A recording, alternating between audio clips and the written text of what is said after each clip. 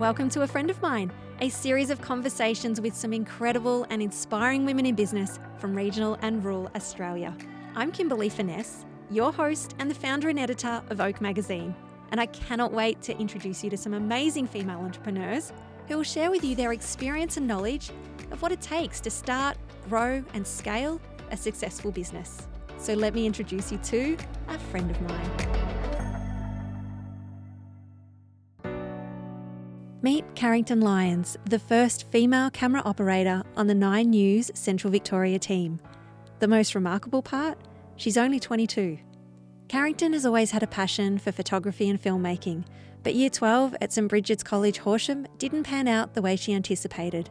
Her short film for Tropfest wasn't shortlisted, and she didn't get her first round university offer. So Carrington chose to defer uni and take up a hairdressing apprenticeship. 6 months in, Carrington knew hairdressing wasn't where her heart lay. With the support of her boss and family, she moved to Bendigo. It was a last-minute shift change at a restaurant in Bendigo that Carrington bumped into TV journalist Sarah Lawrence, who extended an invitation for Carrington to visit the 9 News Central Victoria studio. Carrington got her foot in the door, and now her days revolve around churning out high-quality local news interviews, stories and packages. Carrington shares with us her story of persistence and hard work and why she believes everything happens for a reason. Meet my friend Carrington from 9 News Central Victoria. Welcome, Carrington, and thank you for being today's guest. No worries. Thank you so much for having me. You're welcome. Now, this is really amazing. You are the first female camera operator on the 9 News Central Victoria team. And more remarkable, you're only 22. How do you feel about that title? Oh, it's just above and beyond sometimes. Like it still hasn't totally synced in. And every time someone says it to me, you're just like, oh yeah, I keep forgetting that like this is like a big deal. Because I don't know, I just like it's something that I've always sort of hoped for, and like such a male dominated industry that people still look at me with open eyes like, wow, you're a girl and you look like you're in training but you're working. It's really interesting. Yeah, especially in 2020, hey. Yeah. It's a moment to shake your head sometimes, but it's amazing to see such, a young woman like yourself opening the door and leading the way. And I'm sure that other people will follow through. Like they'll either listen to this podcast or find out in another way and just go, wow, that girl Carrington, yeah, she's a camera operator for a regional news team. I could be that too.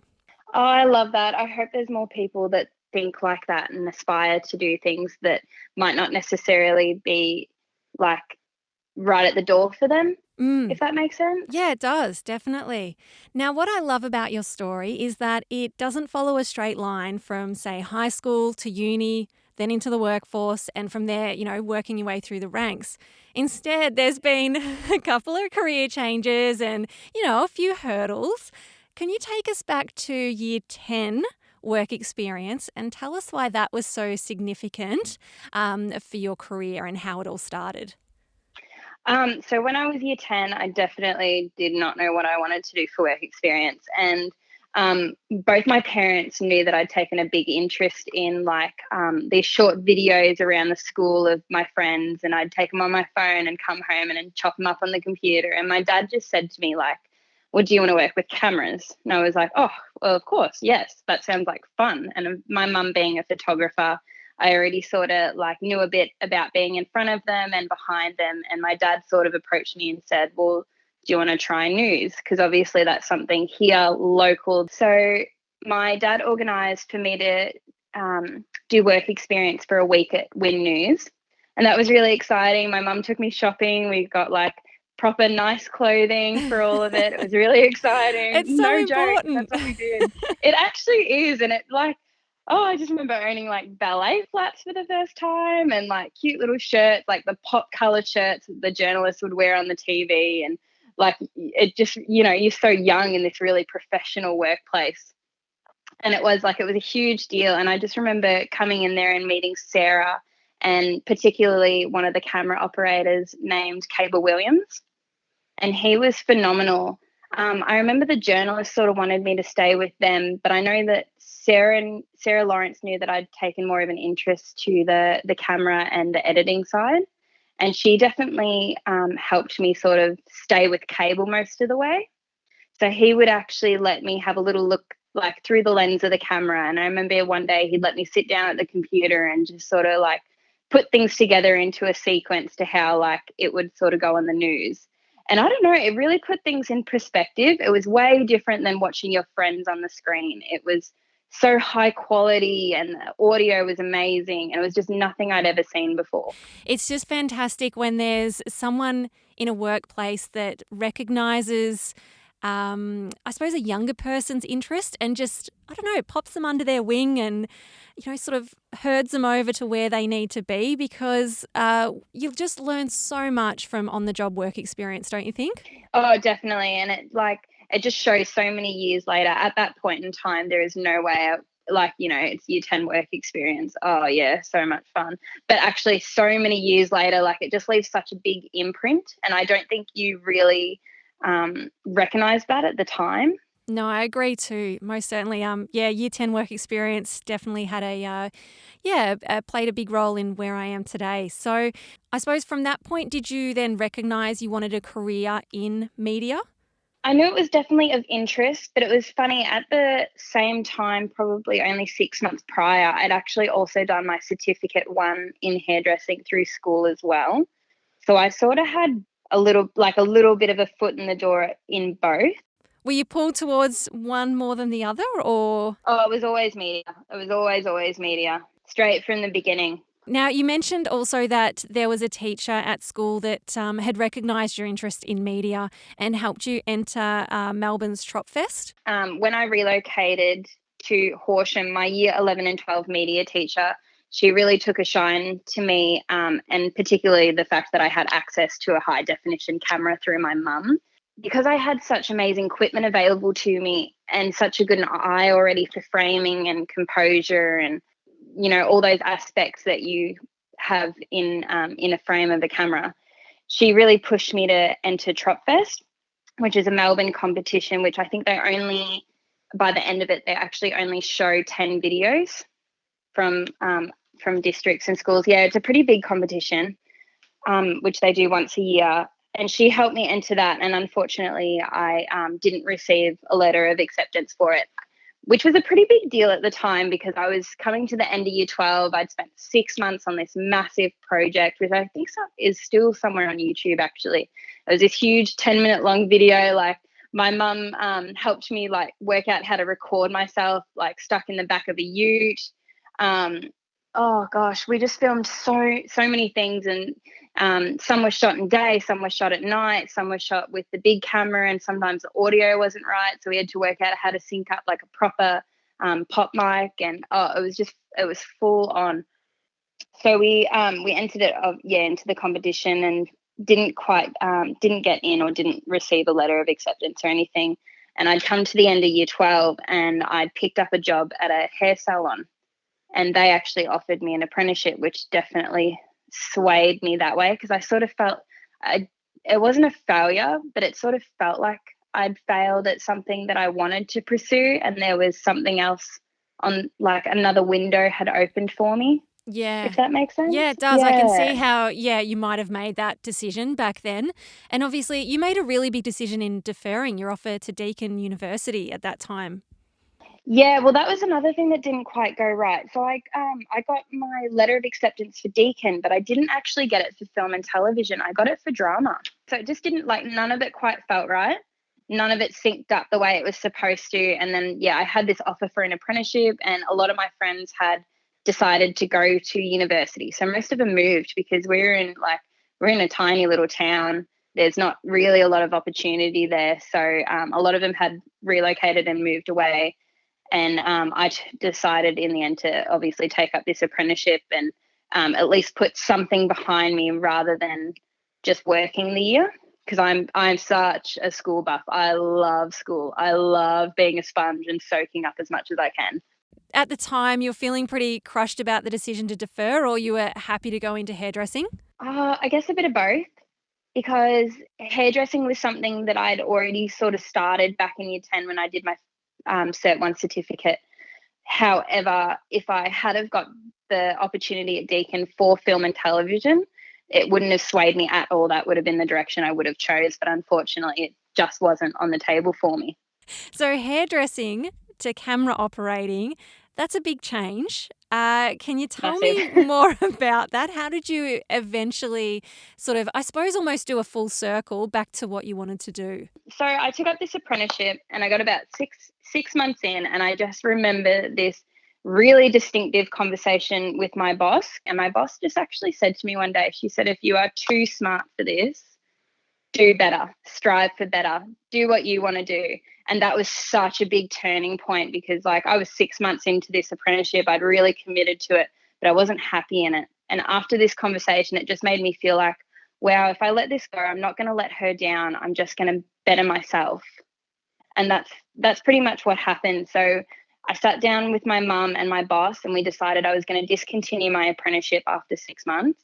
And my mum didn't want me to fully quit hairdressing, and neither did my dad, because I'd given it so much and I still wanted my qualification, and obviously couldn't go to uni for 6 months either anyway, because they weren't accepting things halfway through the year. So my mum told me there was a certificate 3 at Bendigo TAFE, and we relocated me within 3 days. It was crazy. I just pretty much up and moved within 3 days of quitting. Moved in with family members, and I was very, very lucky actually. My teacher for my certificate 1 was also one of the teachers for the cert 3, and because she knew me and she'd already seen my work ethic, she actually let me into the course 6 months late, and I was second to finish. I still love hairdressing, and even now there's days where I just think, oh, it would just be so nice to actually like cut someone's hair. I don't know, there's just this real peace about it. But it definitely wasn't what I wanted to do forever. And even when I was doing my course and I'd see these girls talking about like how they want to own their own salon one day, like that just never resonated with me. It was never ever what I wanted. There you go. So the universe was telling you. We just needed everything to line up for you. So how did you find your way back to 9 News Central Victoria? Well, this is what's really interesting is I finished my certificate 3 in hairdressing. I think it was the 20th of June 2018, so going back a little bit now.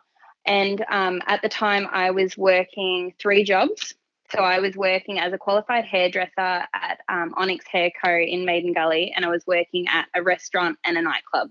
Oh my So gosh. so it didn't leave a lot of space for social activity. And I'd actually been pulled in to cover a shift for another girl at the restaurant. So I wasn't even supposed to be working. And I'd only come in for about 3 hours. And funny enough, Sarah Lawrence was actually out having dinner with some friends. And she'd come up to pay and recognized me. And we started a discussion about like what she was doing and what I was doing. And I'd told her that I'd just completed my first year of university at Deakin doing film and television. And she invited me back into 9 just to sort of like word for word. She just said to me, if you want to come in and have a little nerd out, just do some work experience, she'd love to have me aboard. And just like, oh, I love that so much. She had, she just such a nice person to just be like, oh yeah, come in and have a look. I'd love to see like what you're doing, and you can have a look at what we're doing. Maybe it'll help you with uni. And that was pretty much it. I invested 3 days a week, 8 hours, 3 days a week at 9 News doing work experience, which ended up turning into an internship. I suppose those sacrifices that you've made have really paid off. Like you've essentially landed your dream job. Yes, pretty much. Oh, it's definitely been a crazy ride, and it definitely has not been easy. And I definitely think there was some luck involved, like even just picking up that shift and running into Sarah. That is insane. That is just like, I'd only started at that job for maybe like 4 months before. So just the timing of everything was really, really full on. So I definitely think there was some luck involved. Yeah. But as you said before, like don't underestimate the hard work and the talent that it takes to do the job that you do either. Now, switching gears, can you tell me why local news is so important to a regional community? For me, I never really took a huge interest in news until obviously year 10 work experience. But even when I was moving around so much, it didn't really resonate because it wasn't right in front of me. And I think when you think of the news, you don't think about it being in your own backyard or like with your next door neighbor. You think it might be in Melbourne or in those like really big suburban areas that are so far away, especially like Bendigo is 2 hours away from Melbourne. So when I think of metro news, I think, oh, it's 2 hours away. It's not going to affect me. So I think with regional news and now being in it and experiencing it every day, there's been stories that we do like around the corner from my house. They are so close to home, and it's so important to be aware of these things that really are in your neighbors' backyards. Like, it is crazy. It's just, and I think it is more important to be aware of those things. And especially at this time, like we're essentially living in a history book at the moment with this pandemic. It's so important to understand what is happening around you and around your family and around your hometown, because that is going to be what impacts you the most. And it's amazing how like the community around us has just been so involved in our stories at the moment because they want to know more. And even so do I. I come to work every morning going, yes, like, what are we going to do today? I can't wait to find out what story is on board today. And it doesn't matter if it's about the pandemic or if it's been a break-in or if it's a really fun-loving, colourful story. They're all so interesting and they're so close to home. What have been some of your favourite moments on the job so far? One of my favourite stories was the first day I actually had the handover. So my very first day contracted to work with Nine, Sarah Lawrence, and the camo I was taking over from during our handover, they'd actually taken me out to Whoop Whoop, and we did, I don't know where we were, it was so outback, but there was heaps of planes, and we got to do all these shots of all these amazing like firefight planes, and actually got to see them take off into the air, and like there were kids there, and it was just really amazing to see, because I'd never been so close to like a runway, let alone a grass runway. Yeah, that's the beauty of a media backstage pass. You do get to see some incredible things that, people in their day-to-day don't see, and you get to meet people and have conversations with them that, again, just your everyday person doesn't. There's something really really special and magical about being in the media, I think, and it's something that'll stay with you, for the rest of your life. I love that comment though, a backstage pass, because that is exactly what it is. That really, really sums it up. It's all that stuff and all that work that you don't get to see on just like the top layer of a story. Yeah, definitely. How often do people ask, make me look good on the camera? That was one thing that they definitely drilled into me straight away with the camera, is that you might only have 8 seconds to get that camera rolling before your talent can then decide that they don't want to do it anymore. And then it's gone and it's lost and you don't have it. So I guess like it's funny when it comes to making people look good on camera, you find that those who actually have a lot of practice in front of camera, they're the ones that actually want to stop and start again, because they know what a muck-up looks like compared to someone off the street that just goes, oh, yeah, okay, we'll just do it quickly, and then it's over and done with. And they just say whatever they need to get off their chest, and then they keep going. They don't seem to worry about it I've as much. seen that too. Yeah. It's generally those that are in politics, I find, that are really good at it, like in your council representatives. Yes. And business leaders. So I suppose, those big organisations around town where, as you said, they're in front of the media all the time. They know how to hold themselves. They're confident enough to actually say, oh, can we just stop there? I need to redo that. Exactly. And I do try to sort of pass this on to a couple of clients that I have as well, that, don't be afraid of the media. Like if they're coming to do a good news story, you are in charge. You can stand there and say, I'm sorry, that's not what I'm trying to articulate. Can I have another go? And, for those that are in media, you're more than happy for them to get it right. Like you want that strong quote. Yes, exactly like right. That's what we're looking for as journalists. And you're usually prepared to wait for it too. You don't mind if they stuff up and want to start again, as long as they feel comfortable and you're getting the piece of work that you need, which I think a lot of people don't, a lot of people locally, just like normal, average, everyday people don't understand, is rather than just saying no, you can have a practice, you can have a small chat before and feel more comfortable to be on camera, rather, because there's been so many stories we've done where we just need a vox pop, just an ordinary person just to say one quick sentence to support the business or support the community or the story, and they'll just say no because they don't understand how vital it is actually to get that grab. Yeah. Now, what would be the most challenging part of your job? Has there been a day that has been really tough for you at all? There was actually one not too long ago where our deadline at the moment just temporarily is at 5 o'clock. Usually it's earlier than that, but I think at the moment with our team's temporary situation, sometimes it can be really, really stressful just trying to communicate with one individual member of the team and trying to get things right and in on time, because sometimes things are left so late in the day and then you don't know if you're going to make that deadline, and then there's that pressure that it's not going to go to air or that there's been a stuff up and you've got to recall the vision, correct it and resend it, and then it's got to get accepted again. Like, there's just so many procedures that have to be followed before it can actually go to air on the TV. I think anyway the hardest part about doing this job is don't fall under the pressure, like rise above it. It's so important not to let yourself get totally consumed by the pressure of the job. You've just got to actually take 2 steps back, take a breath, and then come back into it, because if you really focus on that pressure, you're not going to get there. You're not going to be able to do the job. And I mean, a newsroom is very deadline intensive in its own right, and it's like a little pressure cooker some days. So, you know, from my days in a newsroom, I would actually, I suppose, hold on to that, just that worry of whether the story was right, whether I'd, got the facts correct, the dates, the times, all of that. I would hold that until the next day when the paperboy would deliver the paper and I could crack it open and have a look, and again hold it until I got into the office and, just to judge whether the editor was happy or not. And it was just this continuous cycle of, of stress, of, always concerned about whether I was doing the right thing. And look, that could be, I was only early 20s when I was in a newsroom. So I always do say, I think I wasn't old enough to be in one. Like, I think that sometimes, like, I'm the youngest member on our team by 5 years. I know that.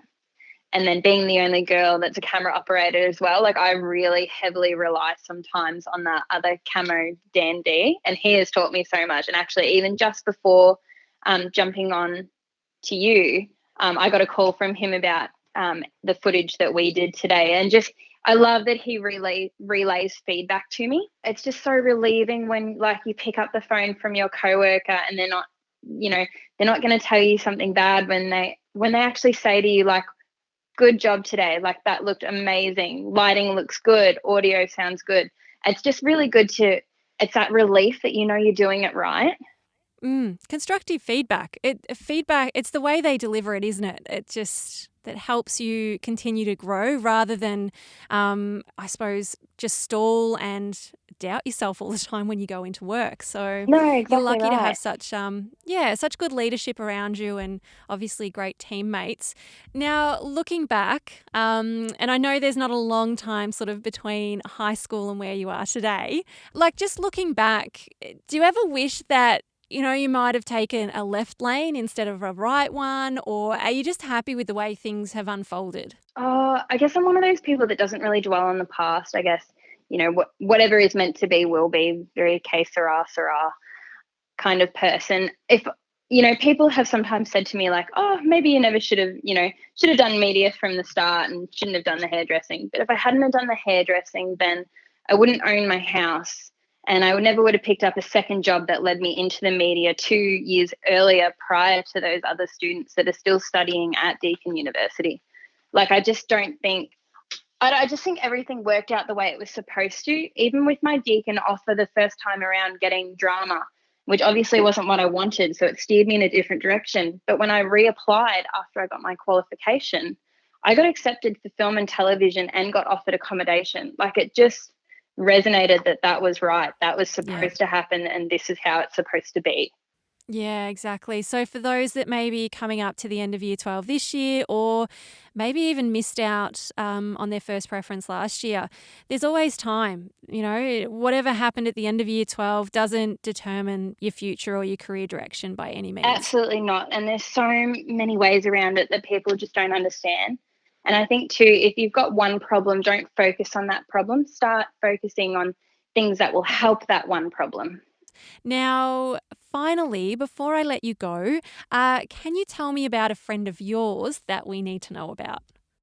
I'm so going to send this to her when we're all done and wrapped up. But my best friend, Sarah Dunn, it took me a lot. Like, I really look up to her in the way that she was originally from a rural area and then moved to Horsham like me as well. So she wasn't from there either. But before me, she actually totally uprooted her entire life, moved away from all her friends and all her family and relocated up to Queensland to pursue nursing.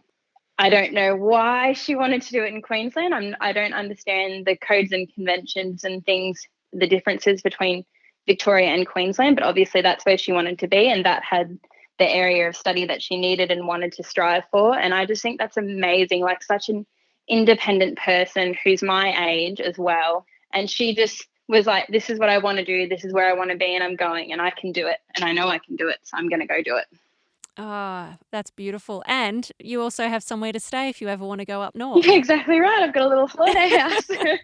I want to thank you again for sharing your story. And I just, as I said, you're 22. I cannot wait to see what else you do, Carrington. And I'm so impressed that you are the first female camera operator right here in Bendigo, really, for 9 News Central Victoria. And I really do think that other young women will be looking up to you, especially those that are interested in media, and that there is a career like behind the camera, not just in front of it doing the news reading, that you can actually be behind the camera helping to shoot and put it all together. So thank you again. No worries at all. Thank you so much for having me. My pleasure. Now, before you take off with all that inspiration and knowledge, we'd love for you to leave a review on our podcast so that we can continue to amplify women's voices in the media. And if you have any questions, we'd like to celebrate a win, you can always connect with us on Facebook and Instagram at Oak Magazine AU. I'm so glad we've met and that now you know a friend of mine.